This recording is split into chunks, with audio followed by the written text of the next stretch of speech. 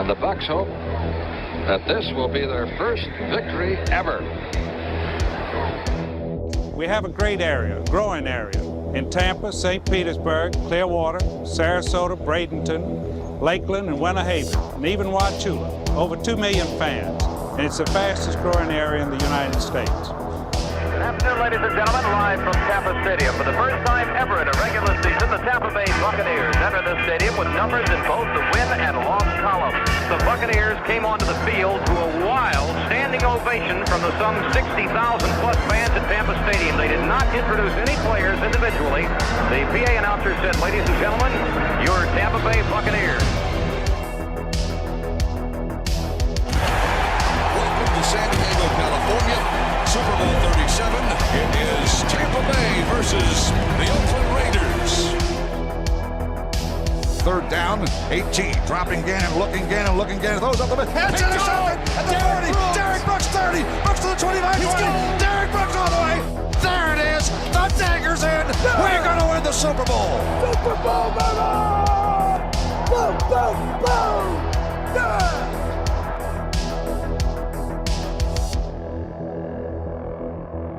Tom Brady signing with the Tampa Bay Bucs tomorrow. Holy hell. Tom Brady going to the Tampa Bay Buccaneers. That's going to be a tough team to stop, I think, at this point. He said, you know what ring is my favorite one? My favorite ring is the next one.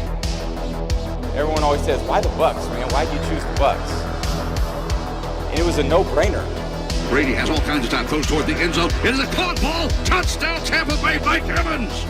8 seconds, 7 seconds. Brady to throw. Throws a deep pass downfield. Got Scotty Miller in the open. Makes the catch. Touchdown, Tampa Bay. Here's the snap out of the gun. Play action fake pass to Gronkowski. He's going to score a touchdown. Touchdown, Tampa Bay. Holy guacamole. And the Buccaneer Nation will celebrate. And I want to hear cannons. We do. I want to hear cannons. For sure. And I think we are going to hear cannons. If I got to do the boom, boom, boom myself. Bucs win. Bucs win. Bucs win the Super Bowl 55. Tom Brady engineers the offense. The Buccaneers score late in the first half, early in the second half. And then the cannons come. Fire them. Keep on firing them. Keep on firing them. How about the Buccaneers, huh? This is the Big Nasty. Yeah, Big Nasty, Hall of Fame Tampa Bay Buccaneer fan, baby. This is Mike Allstott, Tampa Bay Buccaneers, and you're listening to the Cannon Fire Podcast. Cannon Fire Podcast, brother. You ain't listening, and you're missing out. Woo!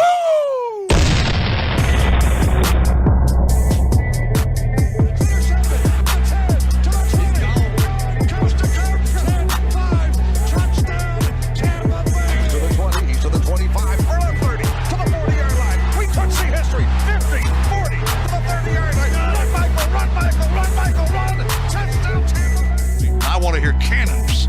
We do. I want to hear cannons. Fire them. Keep on firing them. Keep on firing them. Welcome back, ladies and gentlemen, to a brand new edition of the Cannon Fire Podcast, live on YouTube this evening for episode 218. It is time once again for the midweek mailbag show. We're going to be answering your submitted questions, going over your takes, and of course, talking about all the latest news regarding the 6-1 Tampa Bay Buccaneers. Welcome back to the show. I'm your host, as always, Rhett Matthew, joined alongside me, my good buddy and co-host, the Philly Bucs fan himself, Mr. Evan Wanish, and we are not alone this evening for the second consecutive podcast, if my memory serves right here. I've taken a lot of blows to the head this week, but Mr. Bucs Nation is here as well. Our good buddy James Hill. How you doing, my friend? How we doing, boys? Happy Wednesday. Happy Wednesday, man. Middle of the week. Thanks for having me on again. Greatly appreciated. And yeah, ready to continue talking about some Buccaneers football, man. I'm more concerned about who's been hitting Rhett in the head. Like, you know, is it like you like wake up and maybe you have like a high bed or whatever, you wake up and like you hit the ceiling every time you wake up? Or, I like, plead what's the fifth. deal? I plead the fifth. It's taken a lot out of me, mentally, physically, emotionally. It's just taken a lot out of me. But there's a mystery character that is just beating Rhett up every day.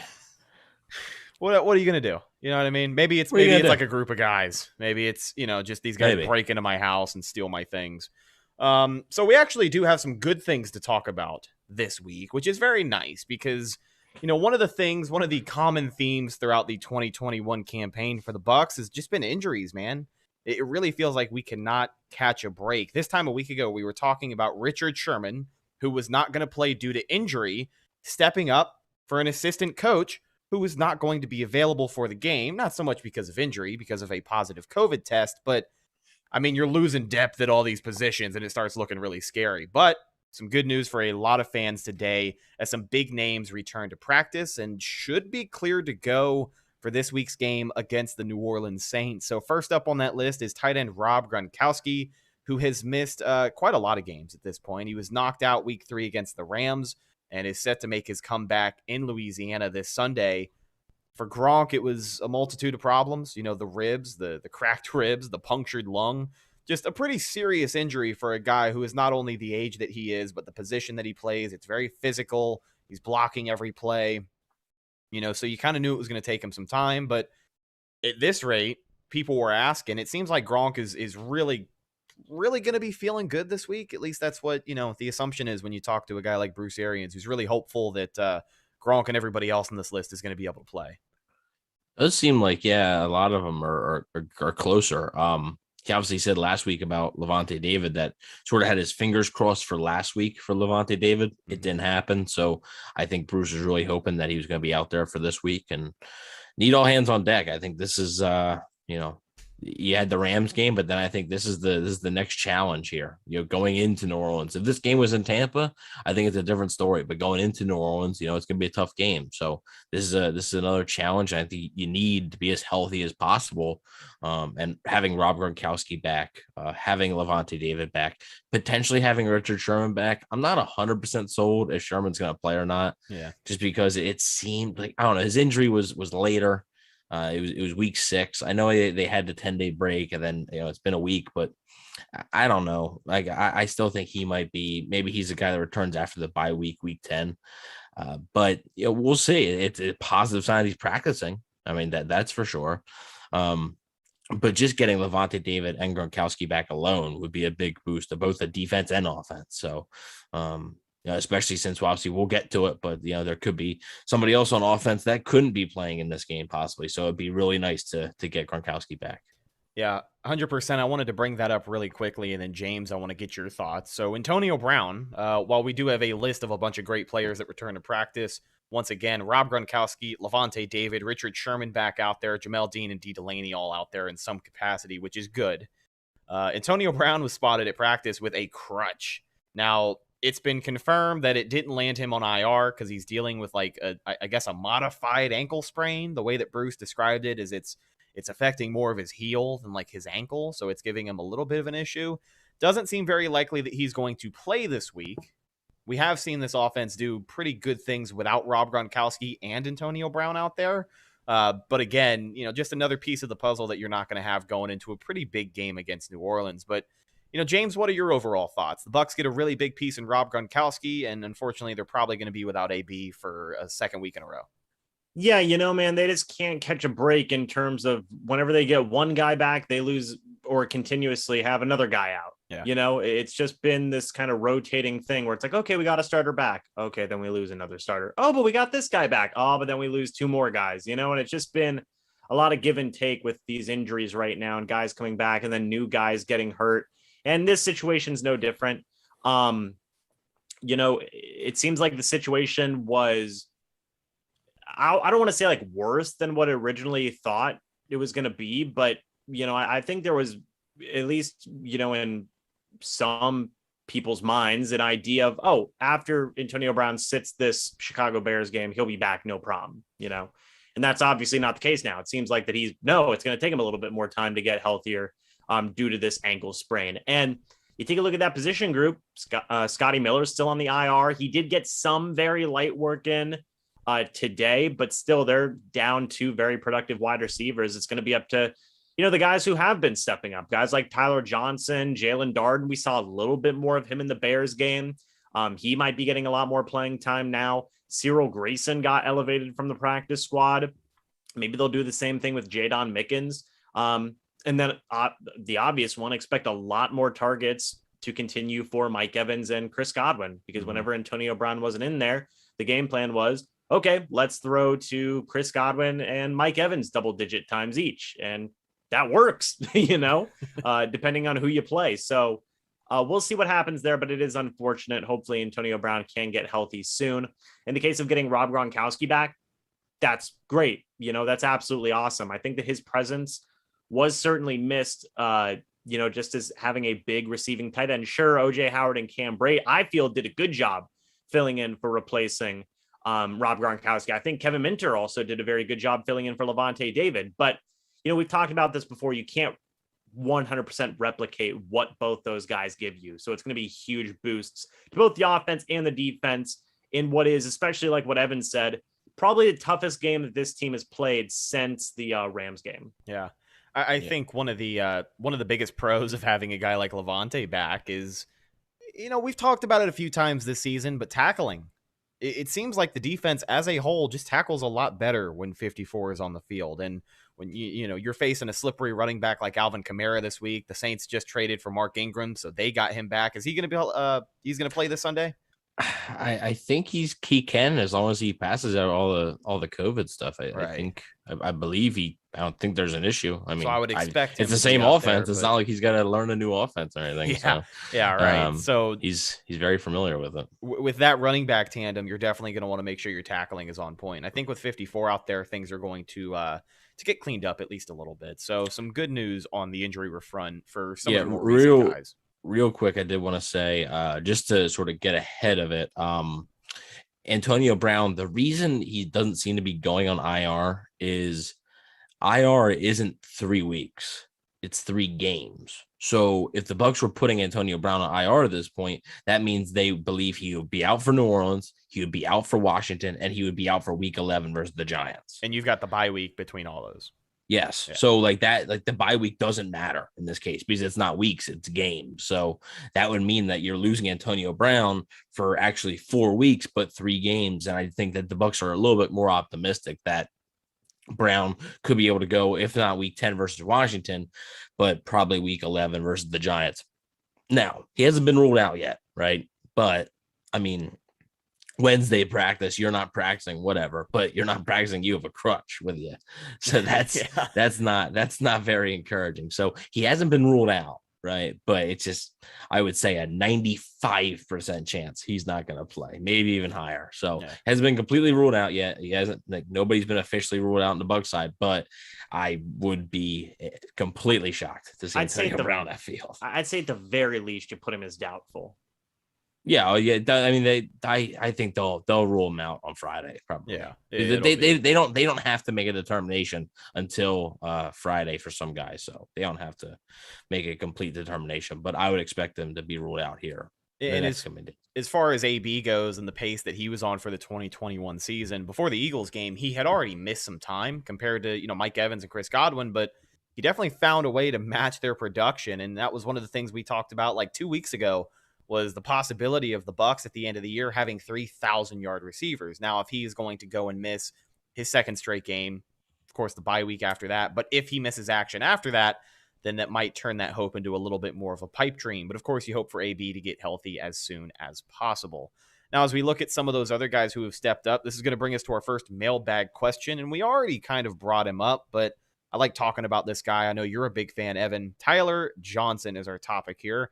Braden Long says, how do you think Tyler Johnson has filled in so far when we've seen him this season? Because I think it's safe to say that, compared to 2020 and this season, he's probably had a little bit of a bigger role, right? You've seen him a little bit more. I know he had that breakout game against the Bears in 2020. He had that really clutch catch in the playoffs that everybody remembers, but it seems like there's a little more responsibility on his shoulders now when he's out there. So what do you think so far from what we've seen from him in 2021? At this point, honestly, I think the more we see from him, the better. I'd love to see a lot more from this guy. Just more targets going his way so he can actually show why the Bucs drafted him. Yeah, especially because I think we talked about it last week's mailbag episode with Chris Godwin being a free agent this coming off season. A lot of people look to Tyler Johnson to be if Godwin can't come back, a lot of people are looking at Tyler Johnson as potentially that guy to replace him. So you'd like to see as much of him as possible. And what you've seen has been limited, but I mean, that's to be expected on a team that has 3 number 1 wide receivers. What you've seen has been limited, but at the same time, what you've seen in limited capacity has been encouraging. It seemed like he's been showing some quickness, which he didn't really show last year. He took, I believe it wasn't necessarily a screen, but it was kind of like a pass out to the flat on Sunday. They took for a first down. He almost went to the house in LA. I mean, that tackle was just by the shoelaces. He also hit another deep shot versus LA. So yeah, what you've seen from him has been super encouraging. And obviously you mentioned the big play in New Orleans last year. I don't know if the Bucs win that game without that play. That's a 3rd and 11. The Bucs, I believe, the game is tied at that point. I think. Yeah, it's a tipping point for sure. Yeah, it's a 3rd and 11, and the Bucs aren't even at Saints midfield. So you would have had to punt. It would have been favorable field position for the Saints, and who knows what would have happened. So you could argue that if he drops that ball, the Bucs don't win that game. I mean, you could seriously make that argument. So I'm not saying he single-handedly won the game for him, but that's one of the things I don't think is talked about enough about his catch. So yeah, he's I liked what I've seen so far. Obviously, if you guys follow the show, you know how big of a Tyler Johnson fan I am. Even like when they drafted him, and it was nice to see him have some success in his rookie year. And with Antonio Brown out, he's going to have to step up a little bit more. Luckily, he didn't have to do too much against Chicago because the game was kind of in hand for the most part, and it was kind of the Mike Evans show anyway. But yeah, I'd say they did a pretty good job with that one.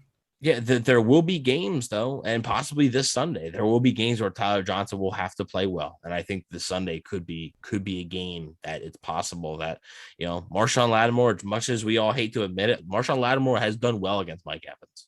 Like he has, right? Like, let's not, I think I went on a rant last year, right, about how people say that Mike Evans is Marshawn Lattimore's, dad and stuff like that. I'm like, stop, right? Because truthfully, it hasn't been that way. Lattimore not since Fitzmagic was here, and that was quite a while ago. Yeah, it hasn't been that way. It just hasn't. So that's where you're going to need Tyler Johnson to step up. You don't have Antonio Brown. Yes, you have Rob Gronkowski, but you're going to need Tyler Johnson and Chris Godwin to step up. If Mike Evans goes out and gets over 100 yards against Lattimore, great, awesome. But I don't think you can necessarily count on that because look, some guys have some guys' numbers. That happens. Like it just happened. So it's like back in the day, every time Walter Payton and the Bears would come to town, Walter Payton did that to everybody. Yeah, he had everybody's number on the Bucs defense for a number of years. That's everybody in the league. Barry Sanders, same thing. It's not no different. But it's they're gonna need Tyler Johnson to step up, and hopefully he can. Yeah, James, what are your thoughts on Tyler Johnson? I'm interested in hearing. James is mute on Tyler Johnson, I guess. Yeah, it's going to be interesting, right? I think whenever you look at what he's done, because Antonio Brown's missed a couple of games, like you said earlier, right? And minus the game against Chicago, he played 67% of the snaps in that game. He had 2 targets, 2 receptions, 16 yards. That's whatever. Again, a lot of those targets went to Mike Evans and Chris Godwin, but that Miami game, he had 3 receptions, 42 yards. Going back to the Rams, he had 3 receptions for 63 yards. Like, you give Tyler Johnson these chances, he really can do some good stuff if you do pass him the football. So, again, much like what Evan's saying, Marshawn Lattimore, he just matches up well against Mike Evans. It is what it is. So that's going to put even more of an emphasis on, hey, you got to get Chris Godwin going. Hey, you've got to get Tyler Johnson going to kind of make up for where that potential lack of production may be, right? And I think Tyler Johnson is up to the task. I think he will be able to do that. And overall, I'm confident in his abilities. I think he's developing a good chemistry and relationship with Tom Brady. And I think you can just kind of see that based on the very limited action that we've seen. Yeah. We'll talk about this in way more detail on our game preview show later this week. But one of the biggest matchups I'm looking at this week is, Rob Gronkowski. I think a lot of eyes are going to be on Big 87 because he takes up so much of your television screen.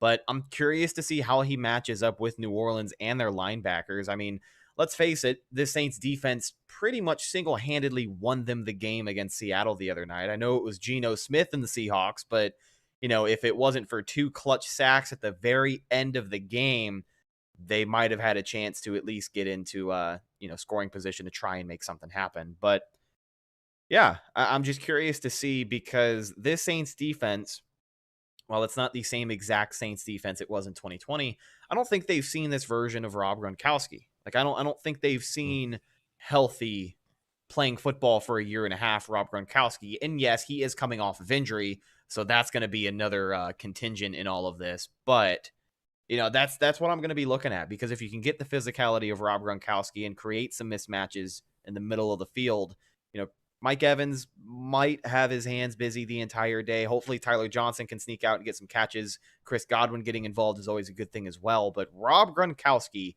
is just such a wild card, because I feel like he's either going to show up in the red zone, kind of show up as he does, or he's going to explode. Right? I think it's going to be one or the other. So I'm going to be watching 87 really, really closely this Sunday. Well, TB12, I was just about to say, TB12 Goatman says he's going to be watching 25, and he says put 25 Gio Bernard in your fantasy lineups. He's the only running back I have left, so I have no choice. He's calling seriously? Yeah, he is. Who are your other running backs? Chubb got hurt, okay, and oh God, who was my other running back? Let me double check. I'll rain check you. Give me a few minutes. All right, so he says 7 catch day with a touchdown. So let's remember that, and let's see if that holds true, as Willie Beeman is using James's hashtag in the chat. Willie Beeman made a really good point. Our moderator holding it down, of course, the other man from Philly. He made a really funny point in the chat earlier. He said if Marshawn Lattimore played everybody like he plays Mike Evans, he'd be a Hall of Famer. Yeah, I mean, he's a good corner, but yeah, just you only really hear about him when he plays Mike Evans. Yeah, but it would definitely help with having Gronkowski out there. The thing that I'm going to say though is it is a shame for the Bucs, because like you said about the Saints haven't seen this type of Gronkowski. And yes, you mentioned Rob Gronkowski is coming off an injury, so he might not be the exact same. Like, I think it's going to take him a week or two, honestly, to pick it all back up. Right. He was on such a roll, and I think it really got halted. He probably catches, if he never gets hit in the ribs, he probably catches a touchdown in New England versus the Patriots. And he was just on such a roll, I think, and he probably has a huge day against the Eagles. It sucks, and I think it's going to take him a little bit, but. It's a shame for the Bucs, because they haven't had full strength against the Saints.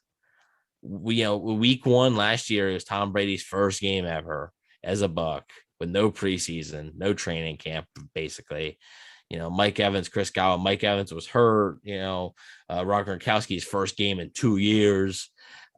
Week 9. Antonio Brown's, just signed. He doesn't really know a whole bunch. The game gets out of hand quick. The playoffs. Antonio Brown exits with an injury. It just, they couldn't really catch the Saints like they caught some of these other teams this year, right? Full strength, like the Atlanta Falcons, versus the week 2 game. Where it seemed like everybody was getting involved. That's the Bucs offense. And now they're going to go into New Orleans, and they're going to have Gronkowski. They're going to have a healthy Mike Evans and a healthy Chris Godwin, but they're going to have Gronkowski, coming off of an injury, and they're not going to have Antonio Brown. So it's a shame that they couldn't really be full strength against, I still believe, a good New Orleans defense. Yeah. Really quickly, by the way, Gio Bernard, Josh Jacobs, who has a bye week. And Clyde Edwards-Helaire, who is on the IR. Yeah, man. So that's actually not a bad group of running backs. Didn't you have Nick Chubb? Yeah. Well, not in this league. I'm sorry. This league, it is Jacobs, Bernard, and Edwards-Helaire. In my other league, I have got. I was just looking at it. I've got Chubb. You're like an old man. I know, I'm bad. I've got Chubb and Swift in that league, so that's been great. Okay. Yeah. That sounds like a lot of fun. The other league sounds like torture. That's the CFP league that I've got Swift. Actually, believe it or not, in the CFP league with Swift and Chubb on my team, I'm 4-3. And in my other one, which is a group chat league, I am 5-2. Just won my 3rd straight this week. So there you go. Let's go, fellas. My luck is finally starting to change, huh? I guess so. It's finally starting to turn around. James, I wanted to get your thoughts. Looking ahead to this game against New Orleans, are there any matchups in particular you're looking at? Maybe anything that involves these injured guys we were talking about? Man, besides, the one matchup of, say, Lavonte David and Devin White versus, Alvin Kamara, that's obviously going to be a huge matchup, I think, right? And you can even throw the safeties into that mix. I'm going to be paying pretty close attention to the Saints wide receivers versus these Buccaneers cornerbacks, just because, man, Sean Payton, I hate that man. I hate that man so much. That guy sucks. He does. And you really summed it up well, James. Yeah. This whole season, I've been talking to a lot of people, and they all feel like Jameis has played very conservative, right? He's almost like playing scared, Which things he along has. those lines. Right. But man, wouldn't it just be such a Sean Payton type thing for him to just change up the game plan completely from what we've seen the entire year and just have him start attacking this very injured Buccaneers cornerback room? That's kind of a matchup I'm going to be paying attention to. I know they're already, this far into the season, and I actually saw a stat today that only one quarterback in the NFL has 100+ completions standing in a clean pocket without an interception, and that is Jameis Winston. So take that statistic however you like, because if there's one thing I've learned from defending that guy for 5 years, I know how to cherry pick some stats, man. He really has not struggled with the interceptions this season. He has had a couple of rough games. I think maybe you can chop it up to a new offense. I think he's definitely being coached to be a little more conservative than he was, but I truly don't know how much Sean Payton would trust him to stand back there and just let it rip. Like he probably has some plays drawn up. You know what? Maybe I'll say this. I feel like if there was ever going to be a week, I think this is the week he's going to say, you know what, go crazy. Yeah, maybe he exactly. Is. Maybe he exactly. is. That sounds exactly like a Sean Payton move, which is why we hate the guy, because you can't predict anything he's going to do. So this dude brought Jameis Winston to throw a touchdown on a trick play in the playoffs. Like, yeah, I think they're going to go balls to the wall, and I think Jameis is going to try to air it out. Oh, I'm sure. But we'll see what happens. Actually, I want to get into our next mailbag question here, and this has to do with the corners, and maybe we can get a little bit of an injury update here. I'm not sure what information we have, but we'll try and make something happen. So the Carter on Instagram asks this: will our corners be making an appearance anytime soon? I think basically he's just asking for a good old-fashioned injury update, because as we mentioned, some of the guys who showed up this week, Carlton Davis still not out there. Sean Murphy-Bunting hasn't really been given, a lot of positive updates lately. I don't know, certain players in the NFL, cryptic social media post or something to go off of. I don't like reading too much into that, because some players do it a lot more than others, but SMB hasn't been posting the greatest stuff on social media. Like he'll post pictures of all the guys at practice, and it's, a bunch of crying emojis and whatnot. Maybe he just wants to get out there, but we really have not heard anything from him or regarding him and his status. Evan, what do you think? Like, do we have a clear timetable? Is it still one of those week by week things, or is it, we're not going to hear anything until we hear anything, basically? Yeah, I think you're not going to hear anything until you hear anything. I think with those two. So Jamel Dean practiced today. Richard Sherman practiced today. Delaney did not practice, so that's obviously something to keep an eye on. Pierre Desir played well, and if they have Richard Sherman back, you don't need Delaney as much, but just something to keep an eye on. It's tough. I still believe, I still believe that Carlton Davis and Sean Murphy-Bunting will both return at some point this year, right? I truly do believe that. That's the expectation in that building. It is. Now, I mean, I wanted to look it up, right? So I did want to look up. You said about Sean Murphy-Bunting, so I looked up his Twitter. I mean, it's just one day ago. It says in due time. 4 days ago, God love the grind.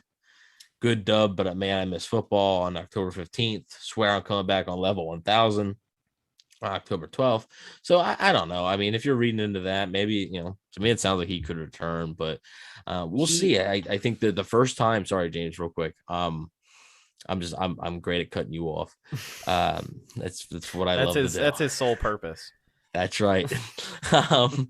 So I think after the bye week, you'll probably, Bruce will be asked for an update on those guys because we haven't heard much. You're right. So it sounds like Jamel Dean and Richard Sherman. It sounds like Jamel Dean will probably be fine. It sounds like Richard Sherman's close to a return. But about the other two guys, I'm not sure. But I do think you'll see them at some point, and probably sooner rather than later. Yeah. So just from what I saw, is per Pewter Report, by the way, our friends over there. From what I had seen, Richard Sherman was warming up today. He did practice a little bit in a very light form, right? Jamel Dean, Bruce Arians said he was good to go. Delaney has vowed. He said, I'm going to play versus the Saints. Whether or not that will happen, we'll have to wait and see with that. But then also, Sean Murphy-Bunting did run at practice today. Oh, okay.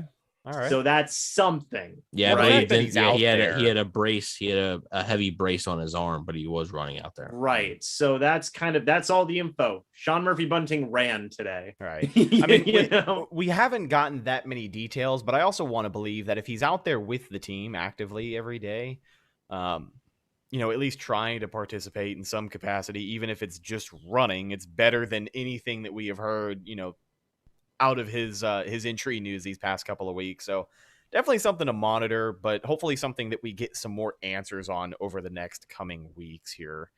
This next question comes from Timothy Gailindo. If I mispronounce that, I do apologize, but on Instagram, this is an interesting question. It has to do with Ronald Jones, who we just talked about. Got a little more action last week against Chicago. He got his carries a little over 60 yards, which was good to see. That 1-2 punch of a running back room, when it works the way that it did against Chicago, that's exactly why you have it, right? I think 160 plus yards on the ground for the Buccaneers in that game. So pretty solid performance, and glad to have him playing with a little more confidence than he was. But Timothy asks us this: do you think the Bucs were giving Rojo carries to try and make him look valuable to other teams in a trade, or was he just getting in work against a lesser team? I don't really know if it was either of those, to be honest. I think referencing back to the last mailbag show this time a week ago, we were talking about, are the Bucs going to do anything before the trade deadline? And the conclusion that we came to was probably not. So I think that's going to rule out the first question that you had. I don't think the Bucs are going to do anything with any of their players at this time of the season with the mindset of maybe this will make him look good on film for other teams who want him. Because if anything, you kind of want to... You want to keep him. You don't want to shorthand yourself on depth. We've had this conversation before. And, I mean, if it gets more teams interested in him because he's playing well, they just want to win games. Like, it's not about him playing well to look better in a trade. Getting in work against a lesser team, I mean, their run defense in Chicago is really bad, so that's probably why he was able to shine a little bit more this week. But long story short, Timothy, I really don't think it's either of those. I think it's just Ronald Jones being used the way that they've wanted to use him this entire season. And, we saw that offense, the rushing attack, work the way that it was designed to be run, with Leonard Fournette carrying the load, Ronald Jones cleaning up behind him. But both of those guys found some success. And I don't think it was, for one reason or another. I think Rojo just had a good week, and that's kind of what it was. So let me just say this, okay? If a team has trade interest or whatever, however a team views Ronald Jones, their view on Ronald Jones is not going to change after one game against the Chicago Bears. Against the last rushing defense, last rushing defense in the league. Are they? I thought I'm pretty sure they are like dead last in run defense in the NFL.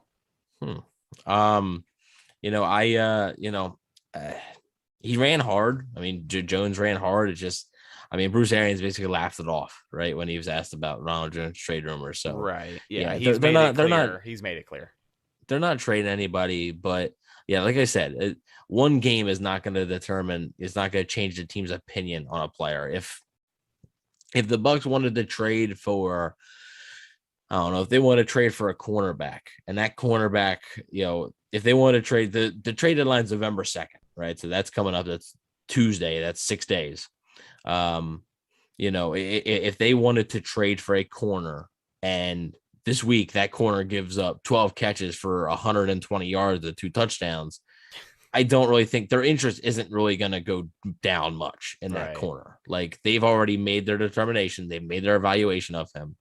Like that's not going to change much. So no, I don't really think the Bucs had that purpose. I just think they wanted to get Jones some touches and they want to get him going. Like they don't want him sitting on the bench. They like Jones. They don't love him, but they like him. And I think they like Leonard Fournette more, but they still like Ronald Jones. So they want to get him touches. I mean, it's the same game that Keyshawn Vaughn got touches.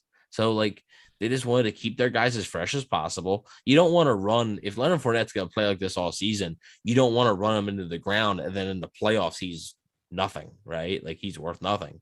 So you want to keep your backs as fresh as possible. And I think a lot of the reason you saw Ronald Jones in there was because you're trying to keep him fresh. And credit to Jones, he played well. The Bears are second to last in the NFL for rushing defense. Last's got to be Philly, right? 49ers. Okay. Well, where's Philly at? Oh, I couldn't tell you. It's the 49ers, the Bears, the Bengals. Okay. Hold on, let me take a look. Maybe, you know what? I'm an idiot. This list is in alphabetical order. It's not by rank. Why would they do that? Why would they not show me the ranks? Oh man. James, go ahead while Rhett figures that out. Let me rain check something else here. James, your thoughts? Yeah, I just think that no, they're not going to trade Ronald Jones. It wasn't a showcase, you know. It was nothing like that. It was just a matter of, hey, we're going to rotate in our running backs. It's kind of a committee type situation. Every other team in the league does stuff like that. They're not showcasing their guys to trade them. So that's all that it is, man. Maybe Leonard Fournette was tired. You know, he's getting a lot of snaps out there. Maybe he just needed a breather. You get Ronald Jones out there, get him some snaps. It's how these things work, man. So no, it wasn't in any way, shape, or form to try and boost up Ronald Jones' trade value. It was just a matter of the game plan, how the flow of the game went, and just stuff like that. Yeah, with all due respect, I mean, I think at the end of the day, it's just a case of somebody looking a little too far into it. But it happens. Some people like the exciting news, like trade rumors and whatnot. So I understand the interest there, but it's not going to happen, man. You are all good. So updated here from teamrankings.com. There we go. The Chicago Bears are ranked number 23 in the league for rushing defense. The Philadelphia Eagles are ranked 29th. The LA Chargers are dead last, 32nd. And guess who's on top, boys? Still the Bucs, because teams don't run against them. So absolutely, it's just, you know, it's so like that's so annoying to me. And honestly, is it annoying? It helps us win football games, I think. Well, I mean, okay, I mean, not really. When teams are like, that's not the reason. Like, it's just they've been better against the pass. That's why. You know, because teams are like, it's an historic rate that teams are passing against the Bucs. But the thing is, their numbers have actually, because teams have actually ran against the Bucs a little bit more in the past 2 weeks than normal, than the first 5 weeks. I mean, even though they lost 38-3, the Bears had a 100-yard rusher. Yeah, I mean, like, dude, like the first 5 weeks, teams were, I mean, not even attempting to run. Like, they were not even trying to run the ball. The past 2 weeks versus Philly and versus Chicago here, they've at least attempted it. So that's why, like, and the Bucs passing numbers, when you look at their pass defense rank, it's going to be super low, right? And not in a good way. And, you know, that's also skewed as well. So I do think they have the best run defense in the league. I'm not saying that. I'm just saying that number is skewed, while also their pass defense number is skewed. Right, because if your total attempts are 100 less than the next team, then obviously you're going to have a little bit of leeway. Yeah, you're gonna have, like, if a team is passing against the Bucs 100 more times than they're passing against the 31st rank, I don't think the Bucs aren't 32 anymore. They were, but now I think they've gone up a little bit. I think they're like 27 or so.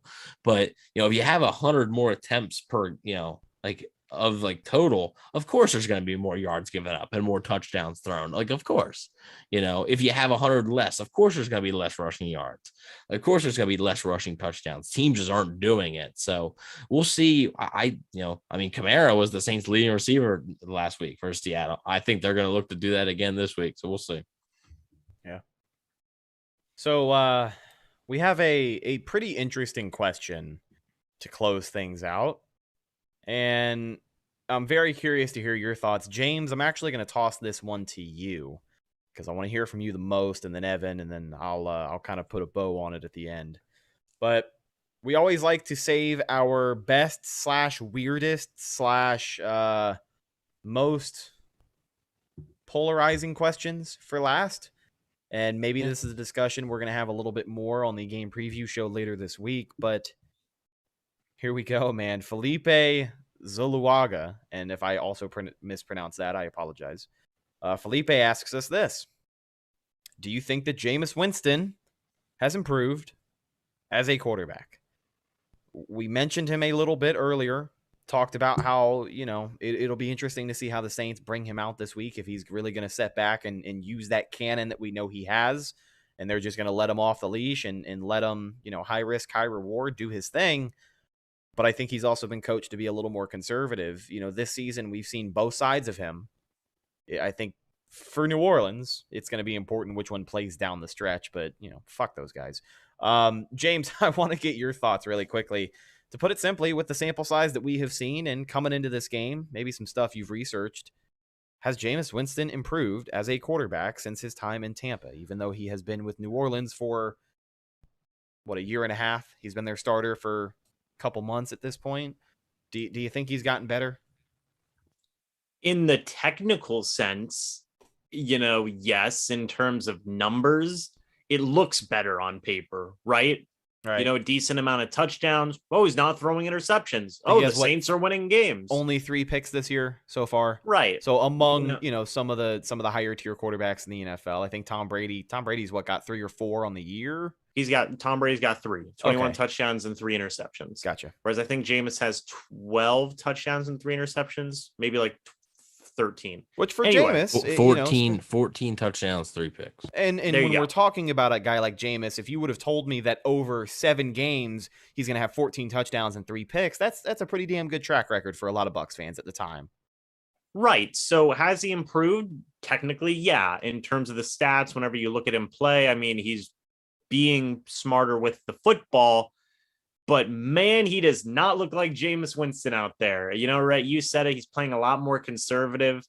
They've definitely gone to great lengths to, almost force Jameis Winston to play an entirely different style of quarterback than he's ever played in his entire life. So I don't know if you can count it as pure, legitimate improvement if the guy's just, checking it down and doing right. When you look at the stat sheet, clearly his numbers are better. He's been on a better streak. But let's also talk about, a couple of weeks ago. I mean, the game against the Packers, for example, right? That 38-3 thrashing where he threw 5 or 6 touchdowns, but only had 180 something passing yards. I mean, it's like Tom Brady this week. Tom Brady had 211 yards with 4 touchdowns. Right. Right. Yeah. That was the exact same game, basically. That was the exact same game. Pretty much. I mean, you're right in a lot of sense there.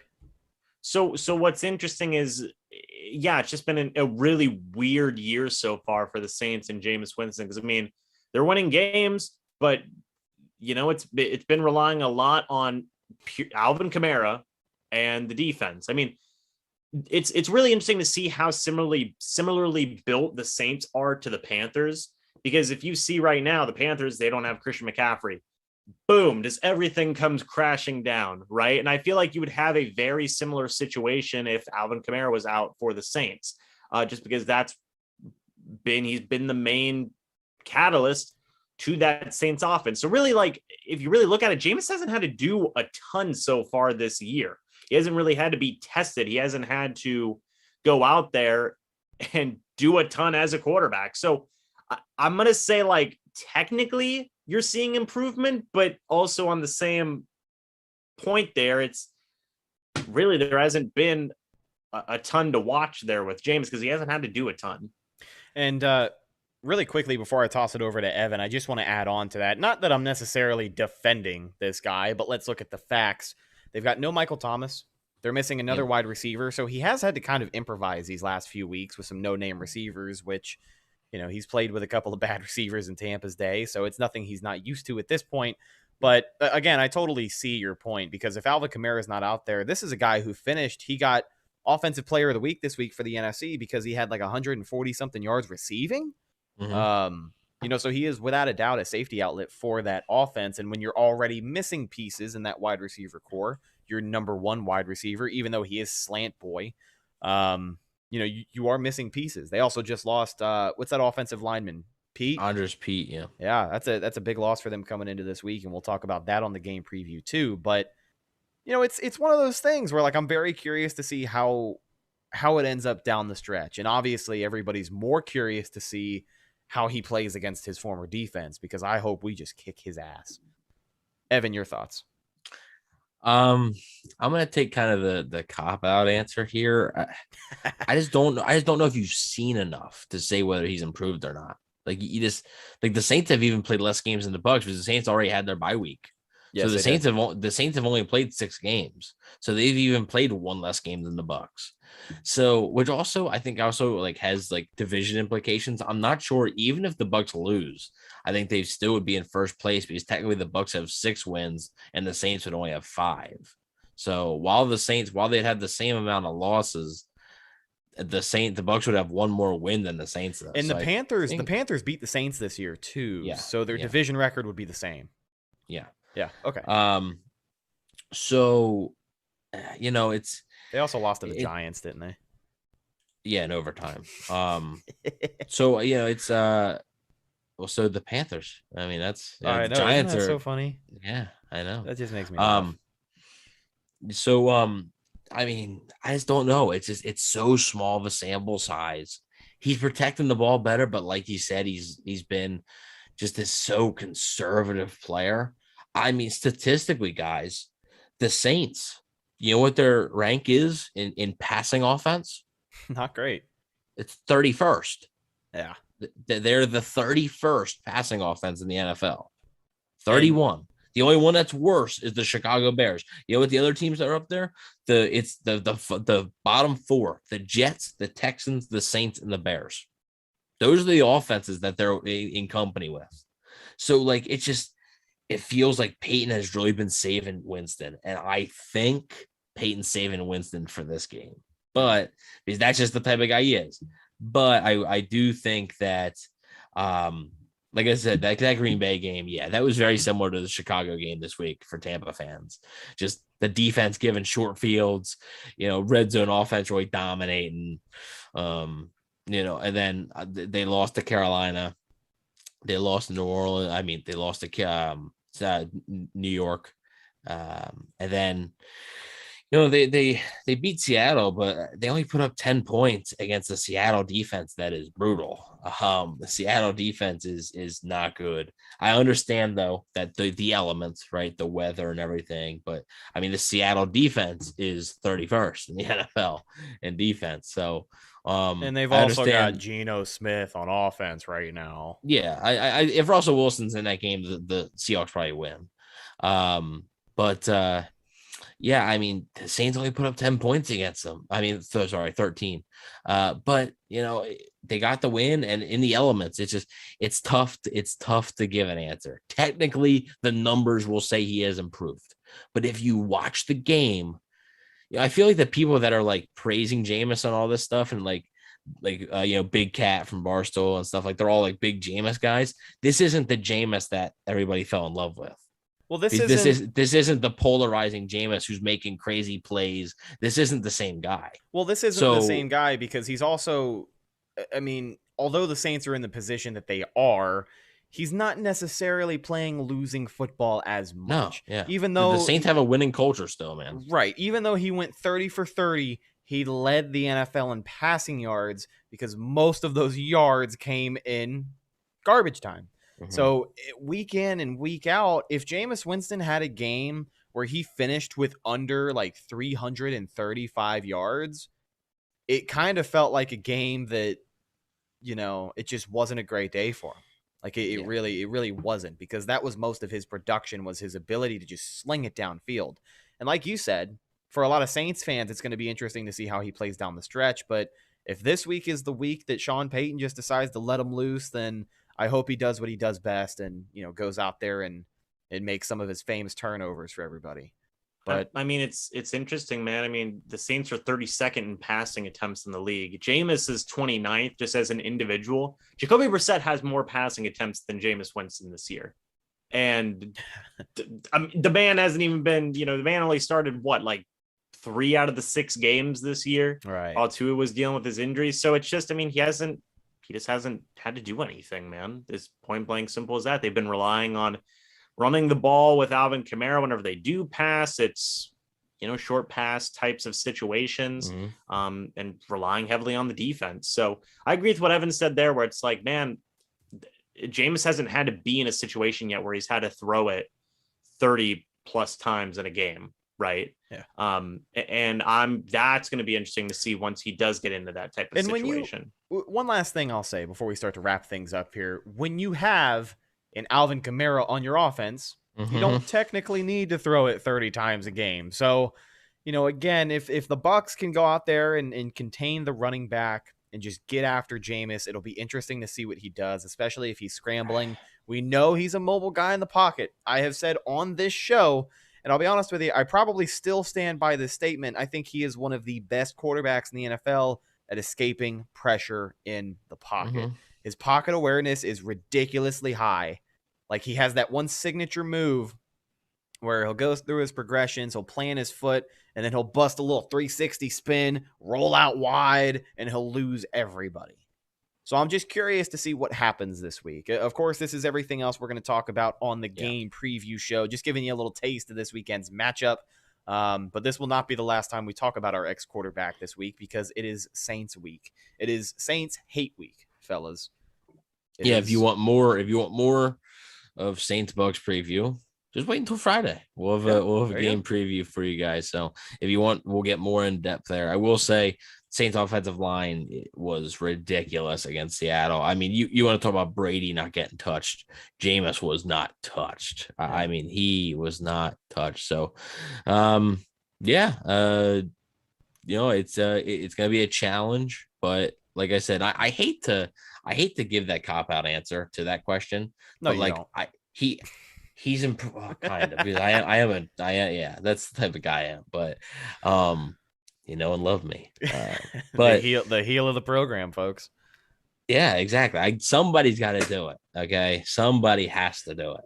And James is just a spectator, but somebody's got to do it. James but is a spectator. James knows it table. firsthand. Yeah. He's a spectator till he's going through a table at our watch party here in a couple of weeks. All the spectators are going to be laughing at him. We're just going to leave him. Man. But yeah, like I said, he's improved, but like, this isn't the same player that was in Tampa. Like, it's pretty clear. And I think you might see a little bit of what was in Tampa this Sunday, but this isn't the same player. So I don't know. It'll be interesting to see what happens. And of course, we will keep you guys filled in on all the latest Bucs news and updates on the game this Friday on the game preview show. Brady is Mahomes' daddy. One of the best usernames week in and week out here in the chat. He asked in the chat, what time are we going to be on Friday? It's going to be early in the morning, folks. Our game previews, we usually record them Friday at like 8:05 a.m. Yeah. So a lot of people say they keep missing them. So 8, I know it's early, but I know it is early. It'll be if you can't make it live, it should be available on the channel if you look. Yeah, it'll be there all day. Shortly thereafter. So if you wake up and miss it a little bit, whatever. But yeah, come hang out with us. Sometimes we have good numbers at 8 a.m. Sometimes we don't. So it will be that. Yes, Brady's Mahomes' daddy. It will be Eastern time. That's 8 a.m. Eastern Standard Time. Yep, should be a good one. It's going to be early, so you can tell we'll be kind of tired, but getting all the best info out to you guys as we do every week. With that being said, ladies and gentlemen, that's just about going to do it for this week's episode of the Cannon Fire Podcast. Thank you so much to everybody hanging out with us in the live chat. And of course, everybody who sent emails, questions, takes for this week's mailbag. We truly do appreciate you guys and your support.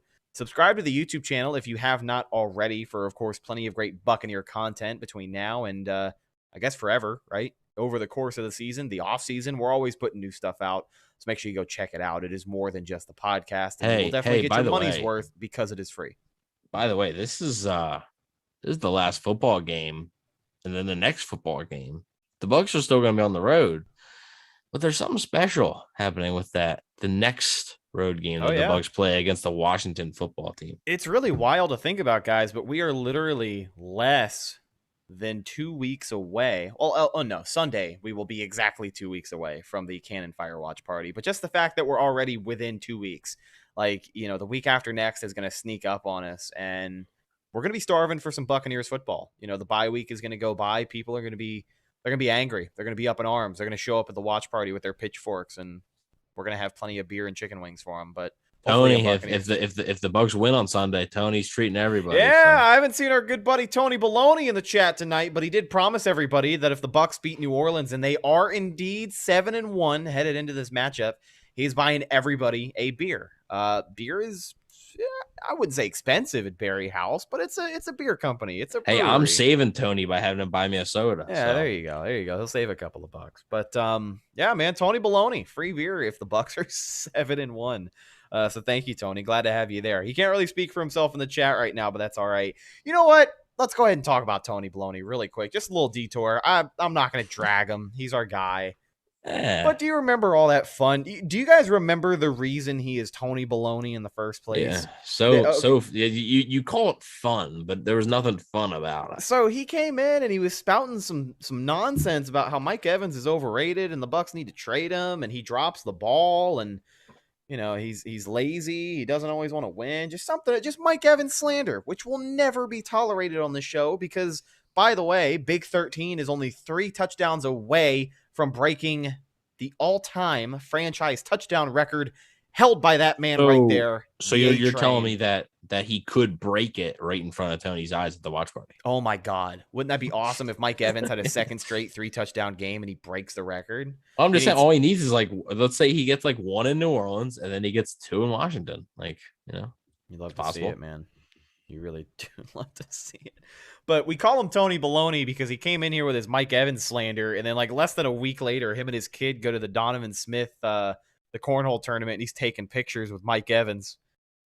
And I just immediately was like, man, that's Tony Baloney right there. He sent you a message. Yeah, he sent me a message. He's like, this is to prove to you that I'm a Mike Evans fan. And I was like, oh, did you ask him not to drop the ball when you took the picture with him? Hey, Mike. Yeah, can you not drop the ball? Can you get better yak, please? Basically, Mike Evans slander will never be tolerated on this show, and that's why Tony is now Tony Baloney, because he had all the Mike Evans slander in the world until he was face to face with him. So that's the story of Tony Baloney. We love the guy. But yeah, thank you guys so much for checking out the show this week. The watch party here in a couple of weeks. It's going to be at Berry House Beer Company. We are going to have Wing Box there, the best wing food truck in Tampa Bay. I don't know if you guys are going to another watch party that those guys are also going to be at, but I promise you we booked them first, and their food's going to taste better at our watch party. That's what it boils down to. So hopefully you can make it. Should be a really good time, and hopefully we'll see a Buccaneers W. Yeah. As well. What better place to do it than at Berry House? You know, right? Yeah. Berry House greater than sign anywhere. So, Berry House greater than sign anywhere. So let's go ahead and have you guys follow us on social media, Facebook, Instagram, and Twitter.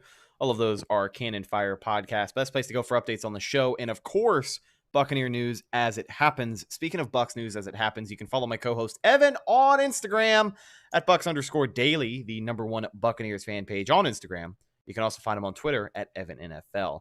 You can find James and his content right here on YouTube at Mr. Bucs Nation, where he puts out daily Buccaneers content. And I'm not messing around, guys. Daily uploads every single day from this guy. It's why he is the king of Buccaneers YouTube, the undisputed champion with 12,000+ subscribers. So make sure you guys go check out his channel and all the great content that he has. Sometimes you'll catch Evan and I over there as well. So, we like working together. It's one of those things, right?